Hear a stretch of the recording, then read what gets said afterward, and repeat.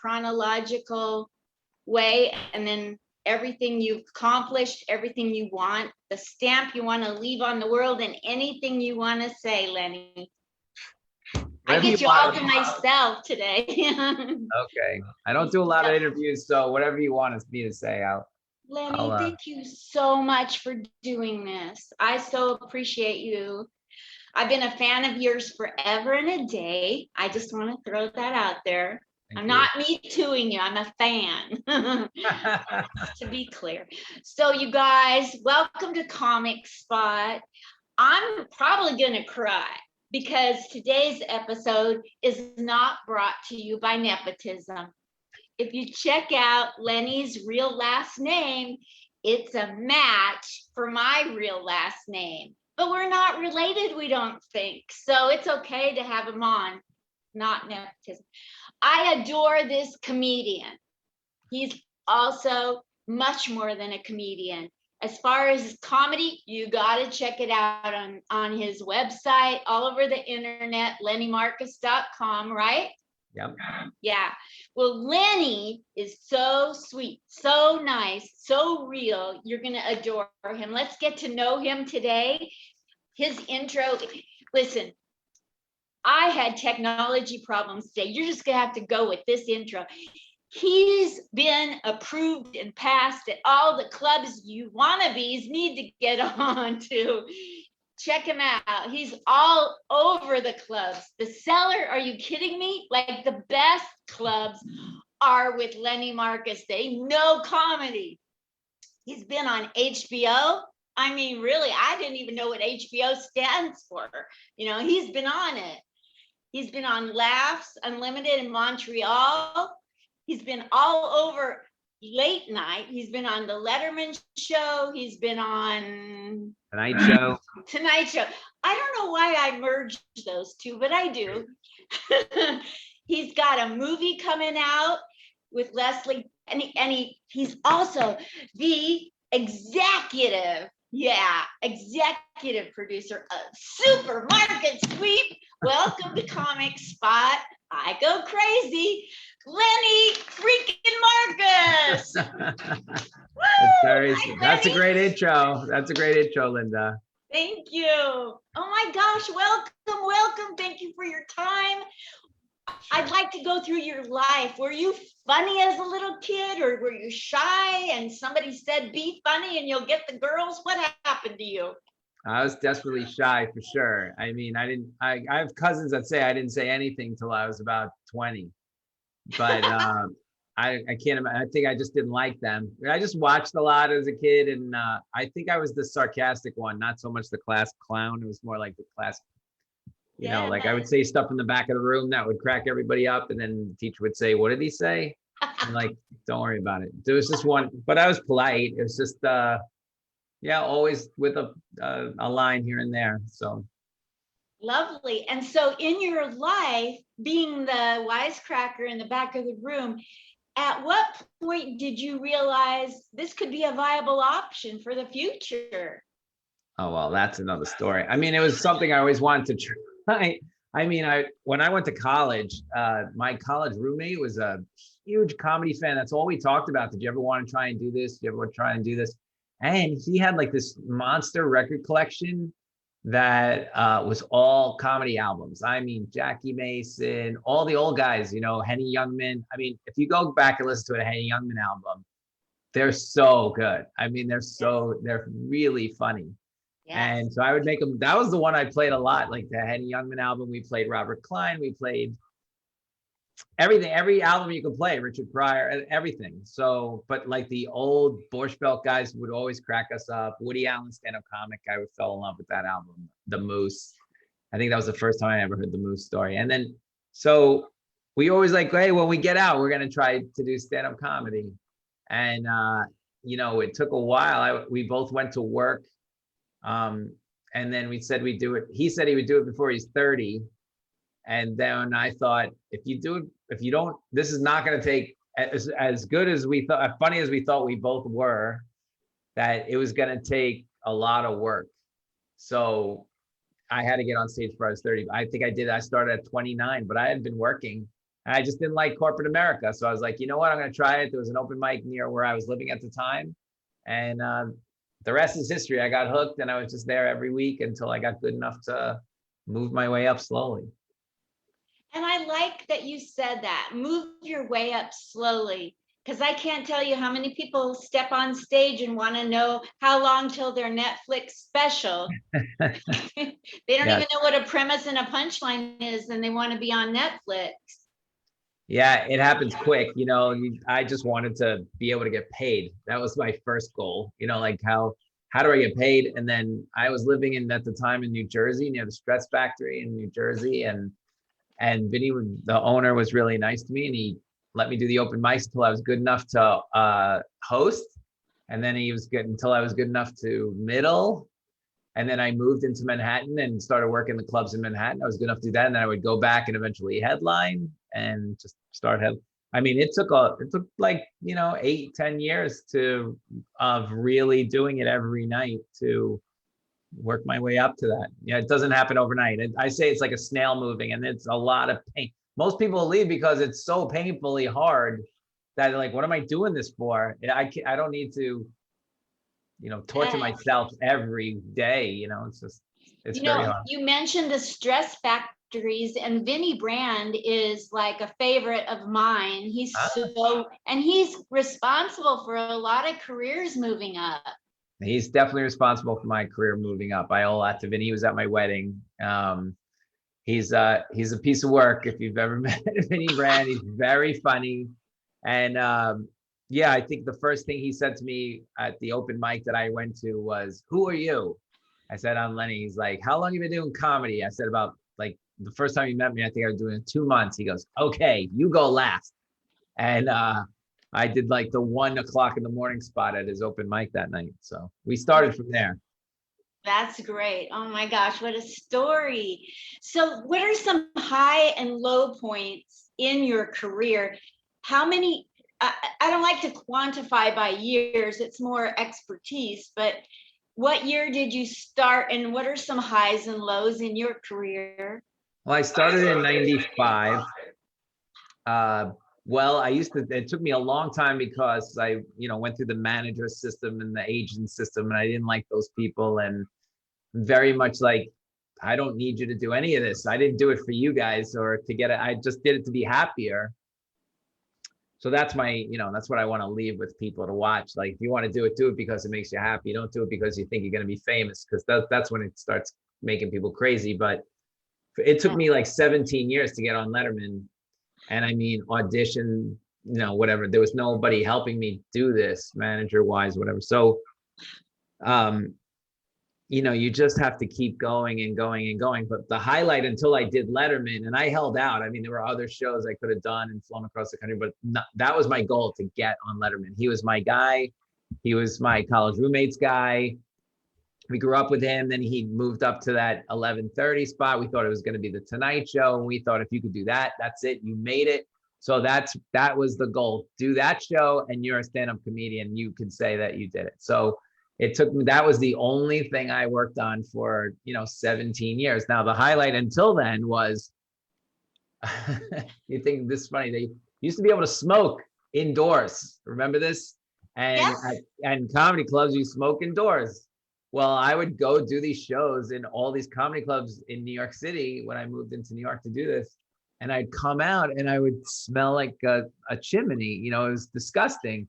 So I used to claim the highlight of my career until, for the first 10 years was that they ended the smoking ban. I wasn't going to die of cancer from secondhand smoke. But I'd say the obviously my first Letterman in March of 2011, I think it was that was the big moment. That's so fabulous. How did that set go for? And give us some tips on how to get on late night. I mean, other people are out selling it, but you actually did it all yourself. Yeah, I mean, you have to, first of all, work on that 6 minutes or whatever it is forever. Then you have to, I mean, it's all a work in progress. From the first time I auditioned to the last time before I got it, it's a long story, but there was different bookers, and you just need to find the booker, and you need to get in front of them to show them your 6 minutes. And they're usually pretty good about taking a submission for 6 minutes, and some of them are really nice and will call you back like, this will not work on our show, or change a couple of these jokes, or maybe we can work on this, or, and they keep track of you. You're more on their radar than you think once they kind of like you. And you just have to be in the system, really. Like in New York City, these are where the people go, and when they want to, if somebody's running a set for the show, they'll run it that week before at all the clubs. So you're very apt to run into the guy performing on the show and the booker. And you don't be shy if you think you have 6 minutes and say, can I send you a set? And I've said that like every other year to Eddie Brill, who booked the Letterman show for that many years. I did that for 17 years until he went, okay, let's do this. My gosh. So that's when it pays to just stick to it. Yeah, I mean, there's no other choice, really. I mean, I was making, I was a professional comedian at this point, and it was just like, well, it won't. Everybody knew that I was a really good comic, but this one was for me. That was the whole goal. So until I did it, and then he put me on 3 times. So I did it, twice in 2014, and then he loved me. And then he decided he doesn't want to do his job anymore. So he's retiring, and it kind of broke my heart, because I was like, I finally got in. I would have done it probably every year forever. And then he's out. So I was like, okay, let's do this again with the Tonight Show. Why not? It's in New York now. And I did it again with the Tonight Show. Letterman is the only guy that I've seen that looked like Sasquatch before the pandemic. That's good. He's he did. Incognito with his facial hair. It was the best. I mean, it's exactly what I thought it was going to be. Yeah. That must have been thrilling for you, your family, loved ones, friends. Must have been so thrilling. So thrilling. They all watched. I'm gonna cry, Linda. Don't do that. Everybody watched me from day one. They rooted for me day one. They couldn't believe I hadn't done it years before. A lot of weird stories happened that I fell through the cracks a little bit on these people, and actually they apologized when I did it. They're like, "I'm sorry it took this long. We know you've been through a lot," and but I was like, nothing was going to stop me from doing it. And so cool. Yeah, it was Father's Day that weekend, and I told my dad got to see it before he passed away, so he was in the crowd, and it all worked out. I said to Letterman, if you watch the end of it, I said to Letterman, "Happy Father's Day," right before they threw the commercial, and he goes, "Oh, you're a dad?" I'm like, "No, but my dad's in the crowd," and my dad waved down, because I knew Letterman was a new dad. Or a young dad, I guess, old dad. He had a young kid at that point. He has a son named Baron, right? I don't think it's Baron. It's Harry, I think. Harry. That's it. And yeah, it was great. So he was a fan, and I've met Paul a few times since. He's a huge fan. So hey, my dreams came true. Let's put it that way. I worked hard on it. That is a real testament to you. Oh my gosh. So talk to me about laughs in Montreal. That's like something wannabe comics like myself aspire to. Well, the Montreal Comedy Festival is what's the most famous comedy festival in the world. I've been to that 3 times. I haven't been there in a while, but back in the day, it was the only way if you wanted industry to see you. That was how you did it. And there was very few avenues back in around 2000, 95 to 2000. The comedy boom was in the 80s and in the 90s. It kind of waned a little bit, but it started to pick up again in mid to late 90s. And Montreal was a big to go to Montreal Comedy Festival, because you do a good set. If your set was good and you had an agent, you could go there, and the agents would all go to this Delta hotel, and then they would schmooze like what to do with you, and maybe you could get a development deal. And they were giving away money at this play. They were giving away development deals, and it was a big deal. Like if you're in the hotel, your agent would be in one corner. But of course, I went with nobody. Bad move. Nobody cared who this guy was, and I was older already, so they're like, we'll bet on a 22-year-old, But I didn't care. I was happy to be there, and I did it a couple of years in a row. I did New Faces there. I did their Jewish shows there. I went back the next year for something. I don't even know what I went back for. So it was great. I knew all the industry. I knew all the people. I didn't really care if I got anything or not. It's like comedy camp in a way. And then the money kind of dried up and they don't do that anymore. And people still go to the festival. Still a big festival, but they pay the comics not that much to go, and it's not what it was, and people don't get deals anymore. And so it still happens, and it's a big deal, and people make trips to go up there and see it. And they get a lot of good headliners to do their latest hour and stuff. But yeah, at the time it was a real exciting time to go. And now it's just like, all right, if you go and you're going, but if you don't, it's no big deal. Yeah, that's too bad. So now you have a movie and you have Supermarket Sweep. Can we talk about those two so we can plug the heck out of them? Sure. Well, the movie is being written. We saw about 4 years ago. I met Leslie Jones from Saturday Night Live. If you know Leslie, she's larger than life. So long story short, she asked me to help her write her special. We wrote her special that was on Netflix together called Time Machine. And then she basically takes me everywhere after that. She keeps throwing me in these pools. So all this, comedy industry that had nothing to do with me for all these years of now, like, okay, I talk to them all the time because they all want Leslie. And they're like, well, Leslie's like, if you want me, you got to bring him along too. So, basically great. Everything you see that she's in, I'm standing 4 feet behind her. So it's one of the things we did. We're writing a movie for her for Sony TriStar, and hopefully they'll make it when I'm done with it. We're in the beginning of that now, and the producers have a piece of that. I can't really talk about it that much, but it's exciting. And if I get to write a movie, that would be like amazing. And then if we make the movie, my head will explode. And if it's up for anything, I will die. So that's one. And then of course, she comes up with some amazing projects. She'll say, I'm doing a commercial for this. I'll be like, great, let's write it. Help me write this commercial. Or she'll, regardless, it doesn't matter what it is. One was, let's go to the Olympics. Like, okay, I'll go to the Olympics. I love sports. Let's go to the Olympics. And next thing you know, I'm at the, Pyongyang at the Winter Olympic Games. And the latest one was, then she called one day and she says, you ever hear of a game show called Supermarket Sweep? I'm like, are you kidding? I used to love that. She goes, me too, is my favorite show. I was like, one of my favorite shows. Next thing you know, she's hosting Supermarket Sweep. She's like, okay, you're going to write that show. Like, what?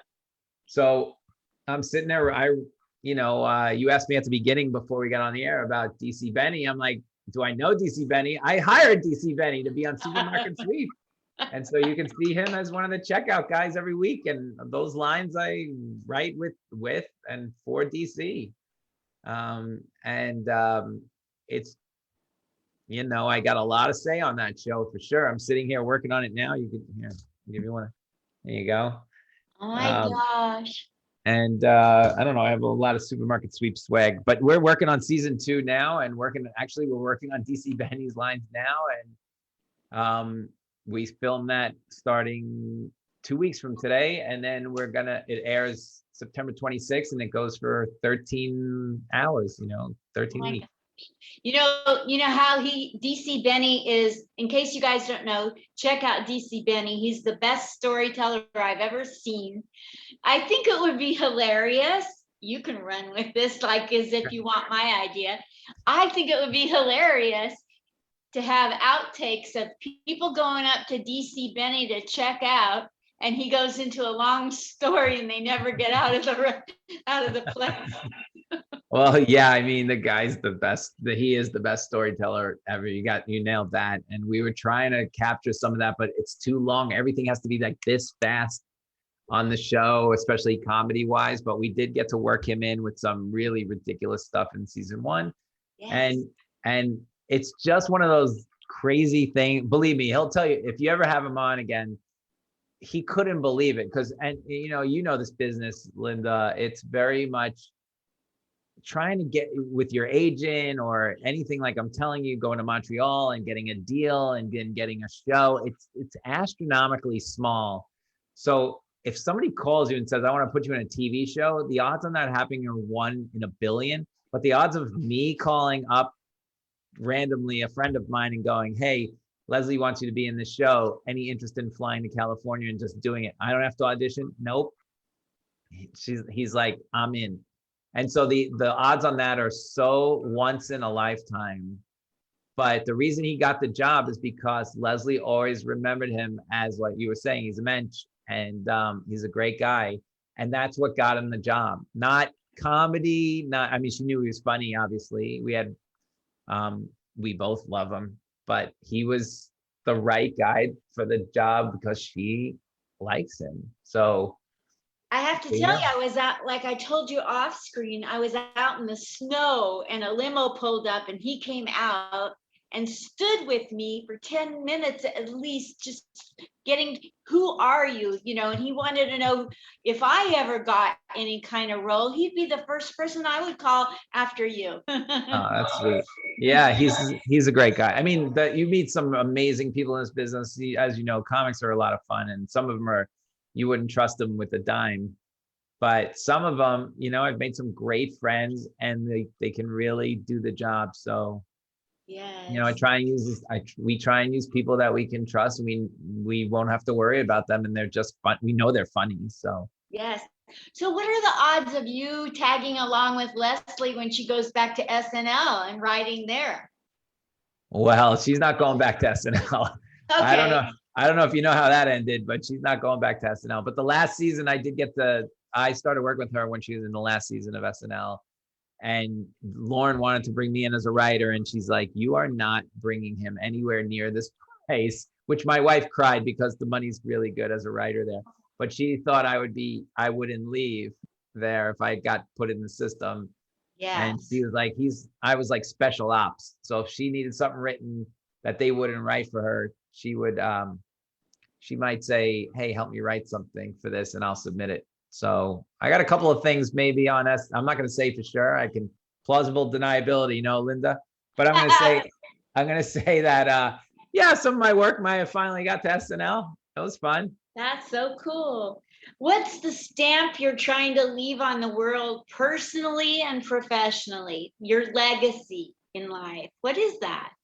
Well, my legacy in life is my 3-year-old daughter, that's for sure. And I just want to make sure she's proud of daddy. And I don't know if she'll ever see me do stand up because she's so young and I got married so late. But I mean, there's a lot of tape now when they didn't have tape back then. So, you know, I'm trying to amass as much, you know, 4 or 5 comedy albums and hopefully a movie and some of this work, you know, she'll be able to understand it when she's older, and podcasting and maybe this show so she can hear interviews, how much it, so my legacy is really like, just, I did good work, you know, as for sure. I was really happy doing this job, way happier than I was in corporate America. I followed my dreams, you know, all the stuff, and it was very hard, and eventually it worked out for me, the least so far. But every day in this business, you know, it's really hard. So it just, you think it's all going away in a second, so you have to keep your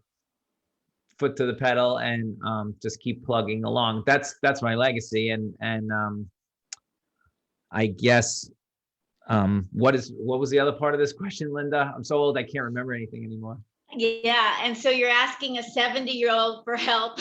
And I have a brain injury. So yeah, like what's the stamp you're trying to leave and your legacy? And so your daughter's going to know you, and then the world, how do you want the world to remember you?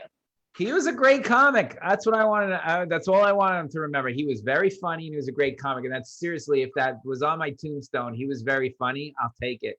You know, I also think I'm a good person. So I don't, you know, with the country so divided now, I think I can be, you know, I think I'm on the right side of history. Let's just say that. And I think I've gone out of my way to help people when a lot of people don't do stuff like that. And my legacy is just to do that. Just, you know, leave the place, you know, people laughing and, you know, they can, it was a happier place with me in it. Let's put it that way. Yes. You know, knowing that you selected DC Benny it sends body goosies up and down my spine. That's the best story I've ever heard. Yeah, he'll tell you it. We've had quite a ride with this show, and it's just it's my favorite thing I've ever done. That the fact that I could hire a comic friend of mine for a job is without question. I mean, the work obviously is great, but the fact that I could call somebody up and go, ABC allowing me to hire you, please be on this television show, which just, how does that not make you feel great, from any end? Wow. I'm so happy for him and happy for you and Supermarket Sweet. Yes, I'm a fan of Leslie Jones. Let me also say that. Oh my God, she's so crazy. She's crazy, but you have no idea what's coming down the road. I can't talk about some of these. She's got so many projects coming down the road that are huge. And if we make this film, it'll be like nothing anybody's ever seen. So. Oh, fabulous. Oh my gosh. Yeah. I love her. I love her. She's so unpredictable and she's wacky and she makes sense and she's relatable and she's she's everything. She's everything. And she's everything, and she really cares. That's what some people take a paycheck, and the anything that's crazy about her is only because she cares so much. She cares about really wanting to do good work, and that's why I like working with her. She wants to do great. I want to do great. I love that.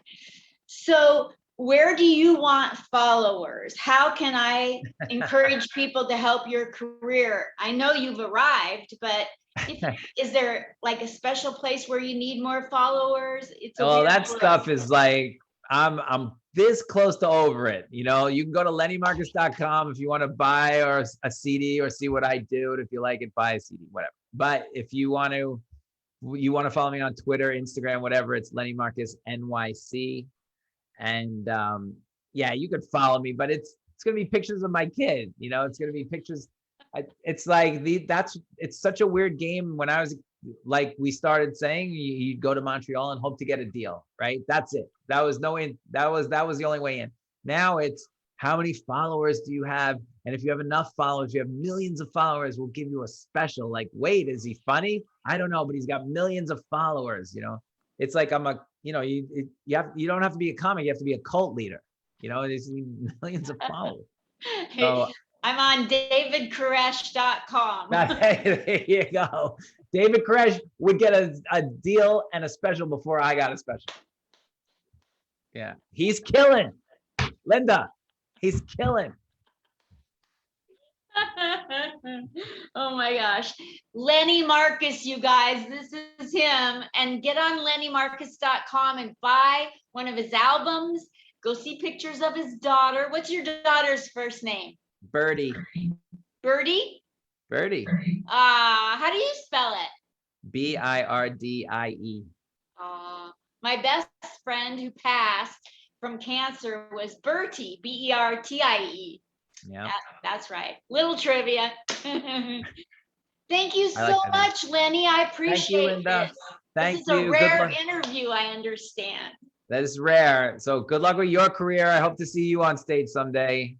Thank you so much. I'll let you know every time I go on stage. You're in Vegas, right? I'm in Vegas. So I've been on the Strat and Notoriety Club. Very nice. Do you go down to the Comedy Cellar at the Rio? Mark Cohen, I got to interview him and I told him I'm going to get up there and say hi to him one of these days. I love him. You should. Everybody loves him. I love Mark. So I'll end up back there. Don't worry. I'll go down. Will you let me know when you're coming, please? Of course. Okay. Awesome. Thank you, Lenny. Be well. You too. Right, bye, everybody. Supermarket Sweet. Supermarket Sweet.